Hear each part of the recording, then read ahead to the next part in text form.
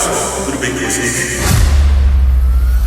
Vim aqui só para mostrar a vocês um vídeo que eu fiz, que você vai ver a seguir, eu dublando a minha própria voz em outro idioma. Mas é perfeito, ele faz a sua voz perfeitamente em qualquer idioma que tem no site, né?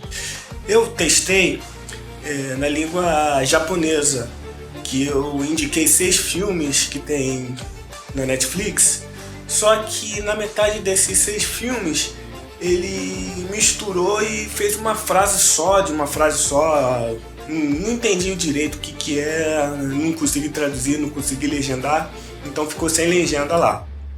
Mas o restante, as frases mais fáceis, né, ele consegue dublar direitinho. Eu até recomendo, isso aí eu posso até indicar vocês, ensinar vocês como que é muito prático e fácil. Então, ó, tá ok. Essa blusa aqui não é da Inside, então hashtag Inside me patrocina.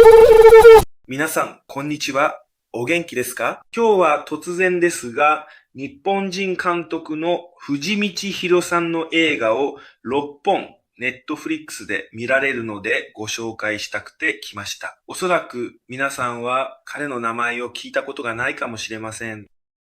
ネットフリックスで配信中の6本の映画は、村残る思い、最後まで行く、40年、10年後、そして最後にショータイムです。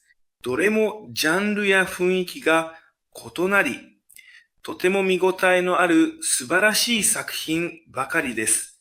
ぜひ一度ご覧になってみてください。この6本の映画の他に彼は2本のミニシリーズも手掛けています。一つはヤクザファミリー、もう一つはジャーナリストたちというタイトルです。控えめに言ってもどれも素晴らしい作品なので、ぜひチェックして、この道弘富士という監督の傑作を堪能してください。